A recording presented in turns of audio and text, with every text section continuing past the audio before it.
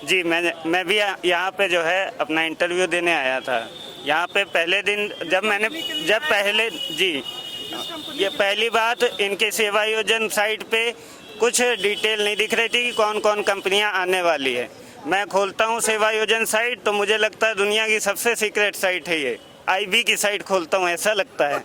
और दूसरी बात मैंने जब पहले दिन पेपर में इसका एडवर्टाइजमेंट देखा था, मुझे बहुत खुशी हुई थी कि बहुत अच्छा काम किया है प्रदेश सरकार ने कि जो है 50,000 प्लस ज़्यादा युवाओं को रोज़गार देने की गारंटी का वादा किया। लेकिन जब मैं कल आया यहाँ पे मैंने ऐसे पता करने आया कि कौन सी कंपनियाँ आ रही, मेरे लायक कोई आ भी रही कि नहीं। तो यहाँ की जो अव्यवस्था थी वो देख के मुझे ऐसा लगा कि 50,000 क्या, पहली बात ये इन्हें एक बार में 3 दिन में 50,000 इन्होंने देने का गारंटी की, लेकिन क्या ये उस हिसाब से इतने छोटे क्षेत्र में एक जगह व्यवस्था कर पाए? उसके बाद 4 घंटे लाइन लगा के टोकन के लिए लाइन लगाया हूँ। फिर टोकन पता है कैसे मिलता है? 10 टोकन देते हैं, उसके बाद धूप में खड़े रहने को बोलते हैं। ये युवा भविष्य का निर्माता है, अगर ये भविष्य का निर्माता तो गवर्नमेंट गिरा भी सकता है। ये युवाओं को परेशान किया जा रहा है। जॉब पता कैसे दे रहे हैं? अंदर गया उन्होंने बोला IT सेक्टर की 10-10 हज़ार की सेल्स की कंपनियों में जॉब दिया जा रहा है। हम BCA ग्रेजुएट करने के बाद 10,000 के लिए खड़े हुए हैं। भाई लुधियाना पंजाब से आ रखा हूँ मैं, मेरे को बस ये चाहिए कि किसी भी फील्ड में आप मुझे नौकरी दिलवा दी, चाहे वो दिल्ली NCR में हो, चाहे यूपी उत्तर प्रदेश, किसी भी क्षेत्र में मेरे को बस नौकरी आप दिलवा दीजिए। मेरी योगी जी से बस यही विनती है।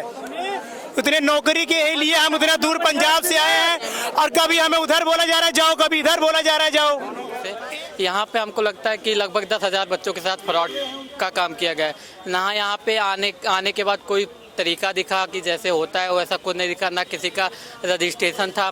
सेवा योजना मतलब कार्यालय से वो रजिस्ट्रेशन किया था, लेकिन यहाँ पे जो पर्सनल रजिस्ट्रेशन नाम की कोई चीज़ नहीं थी, ना टोकन नंबर मिला था। सिपाना व्यर्थ हुआ है जानिए, और अभी तक कोई कंपनी मिला ही नहीं। मतलब वहाँ पे गए तो एक जगह हो रहा था CV बस जमा करिए, ऐसे फेंक दीजिए। मतलब वो कहाँ जा रहे पता नहीं, ऐसे फेंक दीजिए, ऐसे फेंकिए, ऐसे इतना लाइन लगा कि फेंकिए। मतलब कहने का मतलब जितनी भी कंपनियां आई थी सबका अलग अलग बूथ होना चाहिए। इजराइल और या जापान और यहाँ की कंपनी इन्होंने बताई थी, एक भी कंपनी नहीं आई है। बस दुबई की एक कंपनी आ रखी है, और वो भी कंस्ट्रक्चर की है कंपनी। उसमें बस ये सीमेंट और सरिया उठाने वाली कंपनी है। बस यही करवाएंगे, तुम पर मजदूरी करवाएंगे जाके विदेश में, और कुछ नहीं करवाएंगे। वो भी 25-26 हज़ार से ज़्यादा कोई सैलरी नहीं देगा।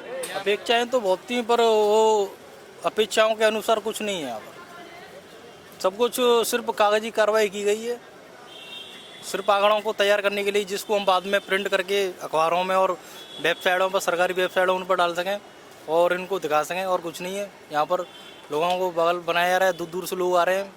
अभी कुछ देर पहले टोकन पड़ रहे थे, अब टोकन भी बंद कर दिए। वीरेंद्र कुमार प्रजापति, और आगरा जिला शमशाबाद से आया था। अखबार में जो मैंने ऐड देखा था जिसमें 15 कंपनी विदेशी आएंगी और 50,000 तनख्वाह मिलेगी, और यहाँ पे देखा गया कि कंस्ट्रक्शन वाली दुबई से एक कंपनी आई है, वो भी 30,000 रुपये दे रही है। उसी में रहना खाना पीना पता नहीं कहाँ है, ले जाएं फिर वो भेड़ बकरी चरवाएं। बताओ, जब 15-20 हज़ार रुपये मिलेगा दुबई जा करके तो उसमें क्या कर लेगा। अखबार में तो ऐसे ऐड चला दिया जैसे मानो क्या कहते सबको विरासत बांटने के लिए जा रहे हैं नवाबों के शहर में, और यहाँ कुछ मिलने वाला ही नहीं है। हाँ, शहर बना दिया नवाबों का, और देने के लिए सब भीड़ में लगा दिए। टोकन की भी व्यवस्था नहीं है, सब कुछ नहीं है। पानी भी खारा कर दिया है। कम से कम अगर तुम मीठा बोलते हो, पानी तो मीठा रख देते कम से कम। सबसे पहले तो मेरा नाम अनूप कुमार है, और मैं इसी स्टेट के अंतर्गत बस्ती जिले से बिलोंग करता हूँ। तो मैं सबसे पहले तो ये बोलना चाहूँगा कि जो हमारे माननीय योगी आदित्यनाथ जी हैं, जो ये महाकुंभ का जो मेला लगाए हैं, ये मेला के नाम पे खेला कर रहे हैं।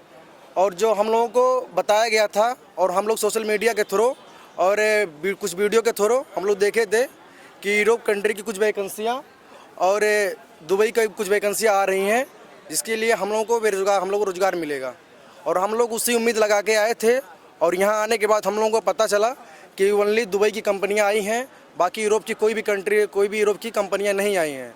और यहाँ पे जितने भी हमारे भाई लोग हैं, 95% लोग ऐसे हैं जो यूरोप कंट्री के लिए आए थे कि यूरोप कंट्री जाएंगे, कुछ पैसे कमाएंगे, और हमारी जो घर की स्थिति है थोड़ा सही होगा, क्योंकि उनको पता है कि दुबई की कमाई से हम लोग की घर की स्थिति नहीं सही होगा।